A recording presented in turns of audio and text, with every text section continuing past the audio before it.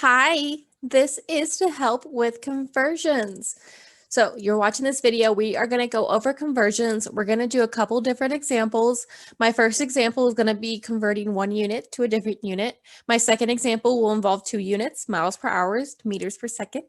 My third example after that, we will have some square units. Then we'll look at an area problem. And then our last one, we'll look at Fahrenheit to Celsius, Celsius to Fahrenheit. So skip around as you want throughout this video.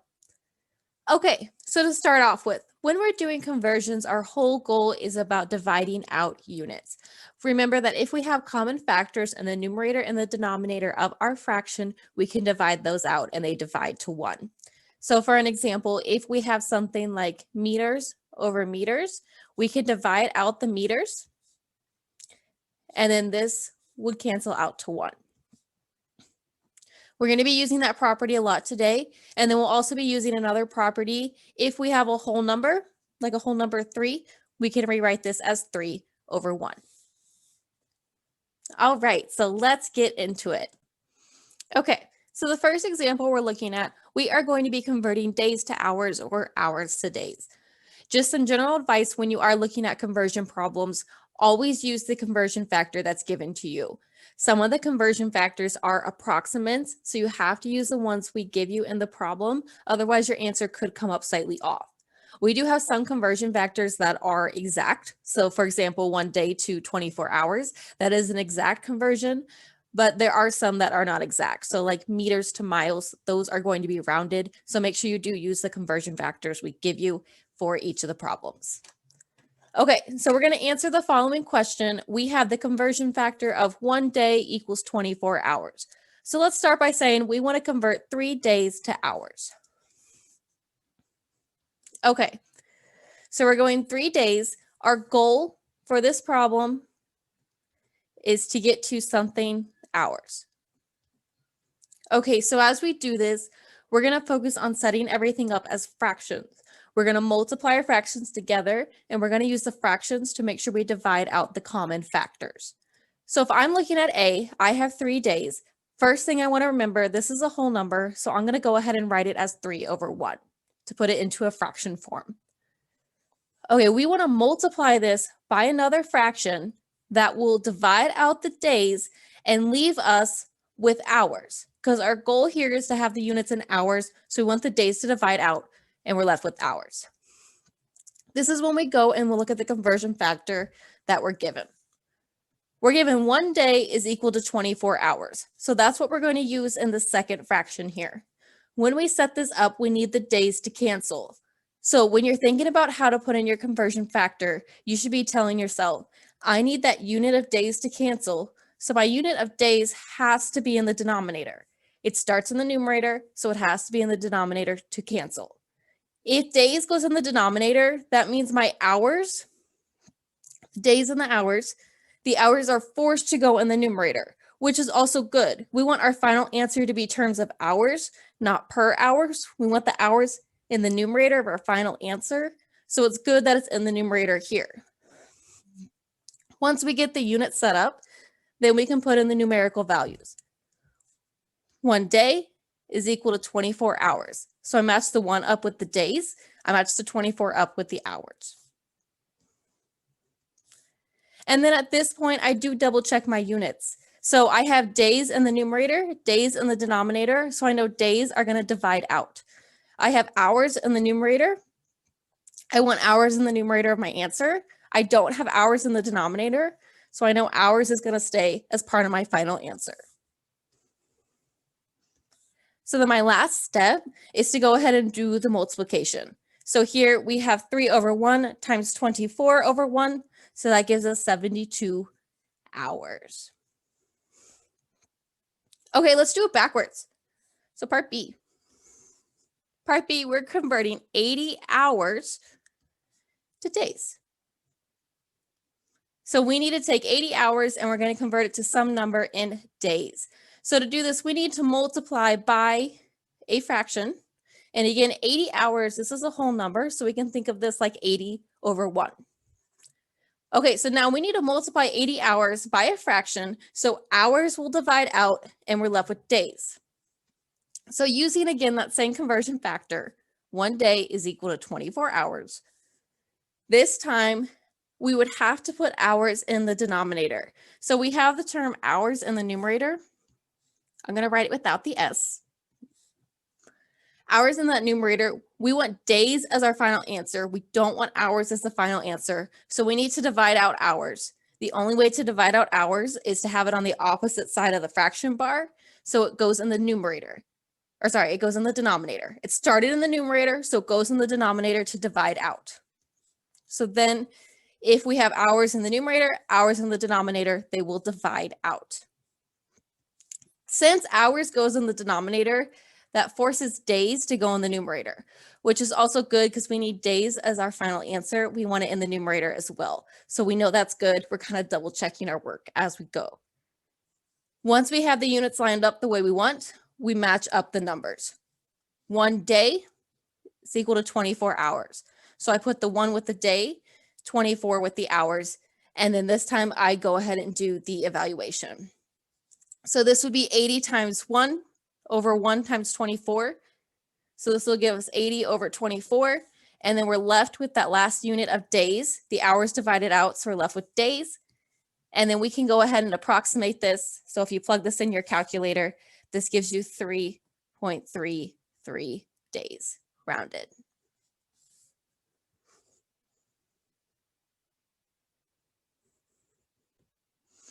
Okay, let's take a look at another example. So this example, we're going to convert 60 miles per hour to kilometers per second. So this time we're going to have 2 units in the one problem that we're going to be working with as we're converting. So again, let's write out what we're starting with. We are starting with 60 miles per hour.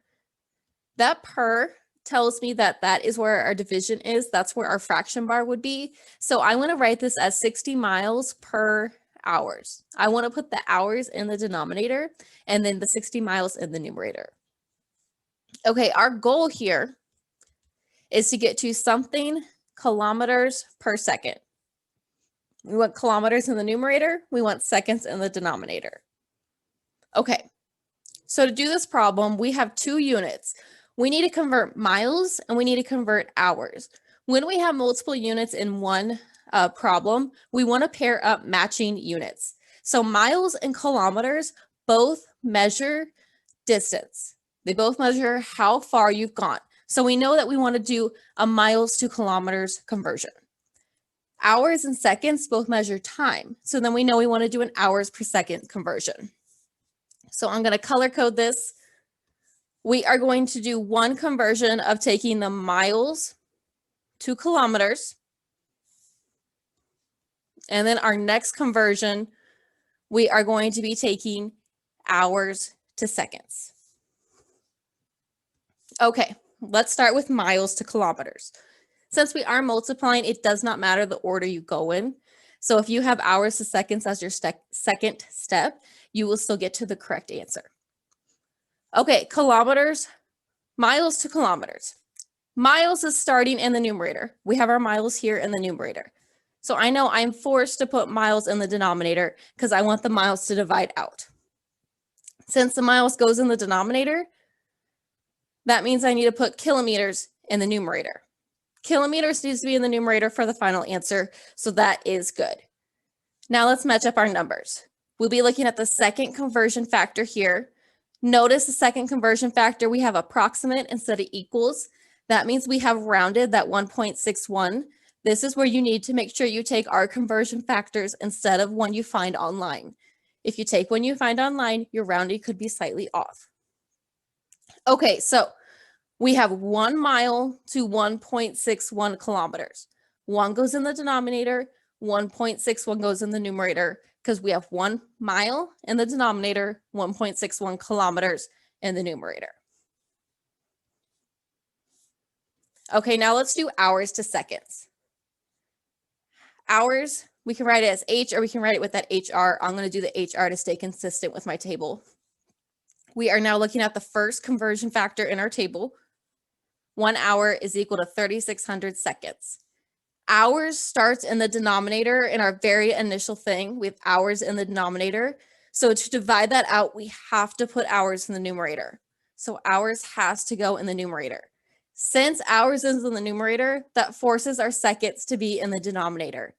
We want seconds to be in the denominator of our final answer, so that is good. We're double checking ourselves. Okay, and then let's put in our conversion facts. 1 hour is equal to 3,600 seconds. So I put the 1 in the numerator with the hour. I put the 3,600 in the denominator with the seconds. So when we do our multiplication, miles will divide out, hours will divide out. Kilometers, seconds do not divide out. Our final answer needs to be in kilometers per second. So our units are lined up correctly. Okay, once we double check our units, now we can go ahead and do the multiplication and the division. So multiply the numerator, multiply the denominator, and then divide. When you do this, you should get 0.0268 kilometers per second. Practice doing it in your calculator. Multiply the numerator, multiply the denominator, then divide. If you want to do it all in one step, open your parentheses, multiply out the numerator, close the parentheses, divide, open parentheses, multiply out the denominator, close the parentheses. All right, so 60 miles per hour is equal to 0.0268 kilometers per second. All right, so now let's say we're looking at an example. The example says convert 50 square feet per hour to square inches per day. Okay, so what we have going on here is we have 50 square feet. You can write that as feet squared, square feet, feet squared per hour. And then our goal is to get to square inches or inches squared per day. Okay, so first of all, let's talk about this feet squared. When you have feet squared per hour, this is the same thing as thinking of this as feet times feet per hour. When you have that squared, what that is telling you is you're having two of those variables or two of those units being multiplied together to build that square. Feet times feet gives you feet squared. Feet squared is the same as feet times feet. So what we're doing is we're taking feet times feet per hour and we're converting this to inches squared per day. Inches squared per day is the same thing as inches times inches per day. Okay, so I'm going to rewrite this with feet times feet.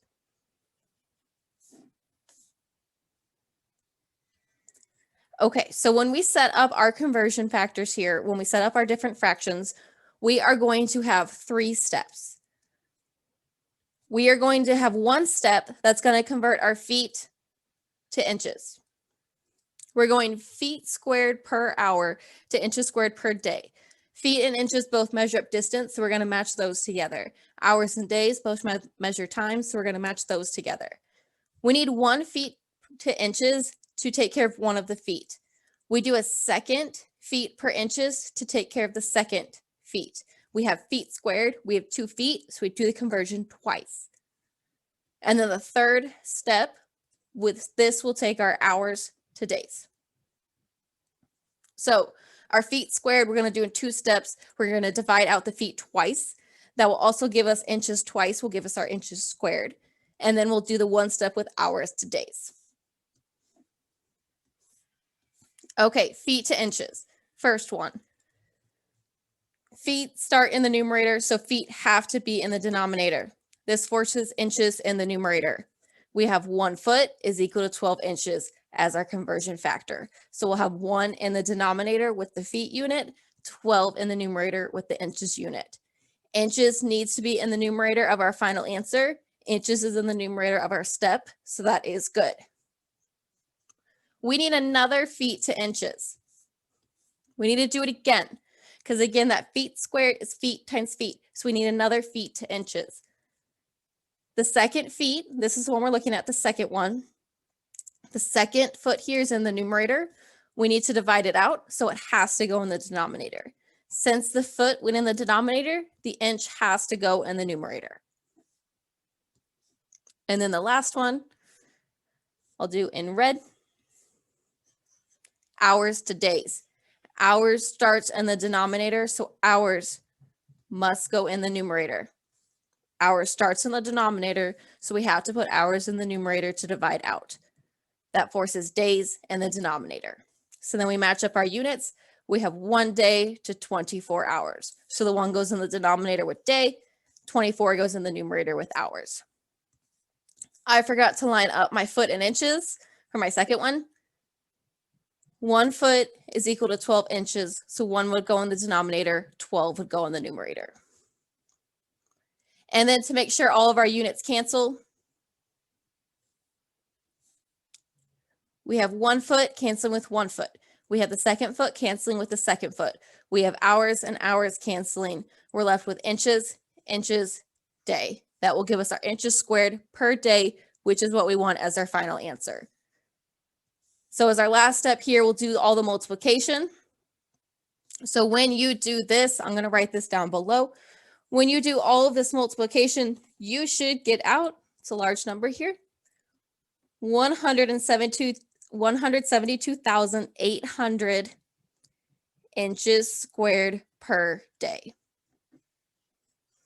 Remember, we're left with inches times inches. That inches times inches gives us the inches squared. It's because we have the inches twice in our steps. That's where the inches squared comes. Then we have the per day there lined up. You take the 5 times 12 times 12 times 24 divided by 1 gives you 172,800 inches squared per day. All right, let's do an application problem, and then we'll do a Celsius and Fahrenheit problem. Okay, so let's say you have a rectangle. This could be a picture frame. It could be a poster, something like that. You have a rectangle. It's measuring 3 meters and 2.5 meters wide. 3 meters long, 2.5 meters wide.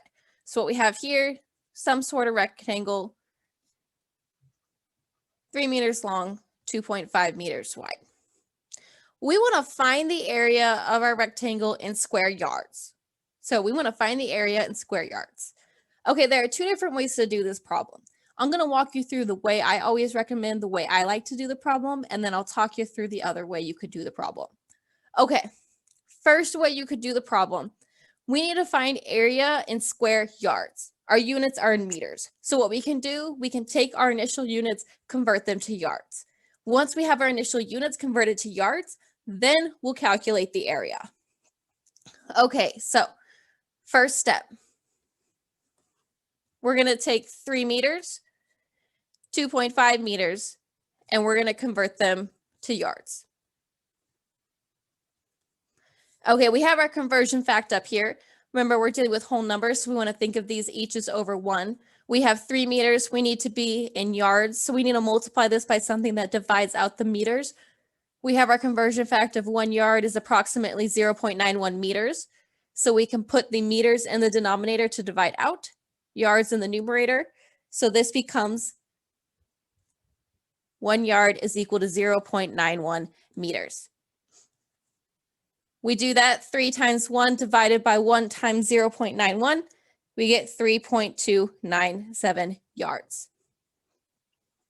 We started with 3 meters, so we need the meters in our conversion factor in the denominator. So the meters divide out. So the meters are dividing out. We're left with yards, and then we match up the number. 1 yard to approximately 0.91 meters. So the 1 went with yards, 0.91 went with meters. Do the same thing for 2.5. Meters starts in the numerator. So meters needs to be in the denominator to divide out. Forces yards to be in the numerator. 1 yard, 0.91 meters. Do our multiplication, we get 2.747 yards.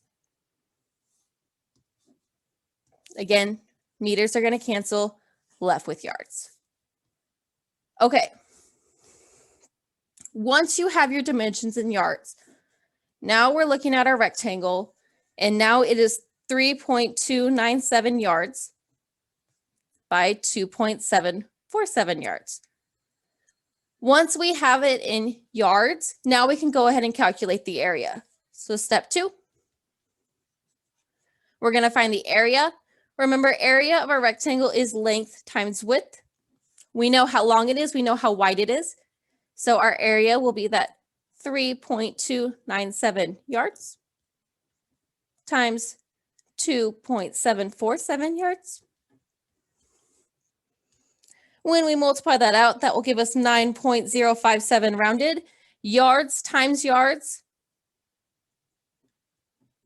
And then remember, yards times yards is yards squared. So 9.057 yards squared. That is a 5. Let me rewrite that. Okay.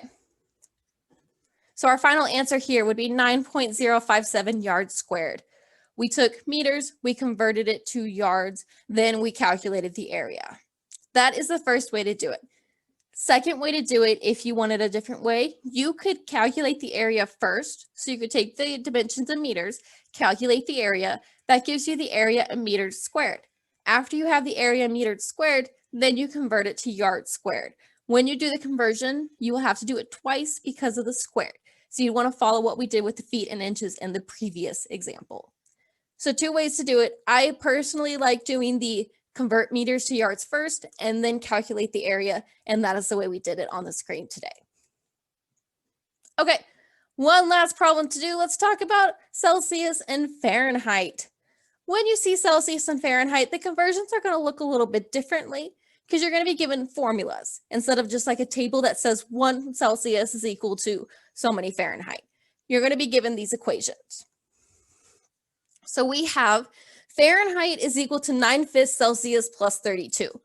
Or we have Celsius is equal to 5/9 times Fahrenheit minus 32.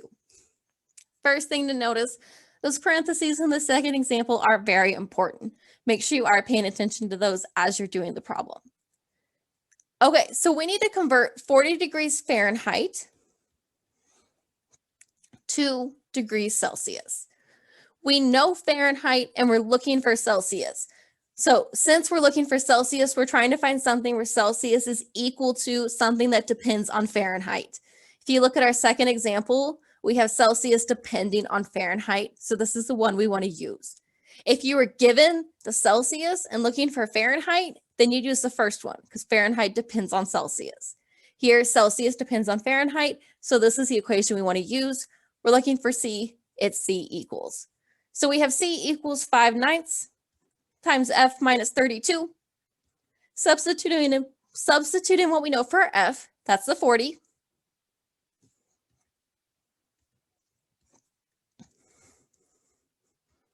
So this gives us 5/9 times 40 minus 32. Order of operations very important here. Make sure you subtract, then multiply. And you should get 4.44 degrees Celsius. So 40 degrees Fahrenheit is equal to 4.4 degrees Celsius, approximately. We had to do a little rounding. Okay, I hope this helps with the conversions. If you guys have any more questions, please contact your instructor.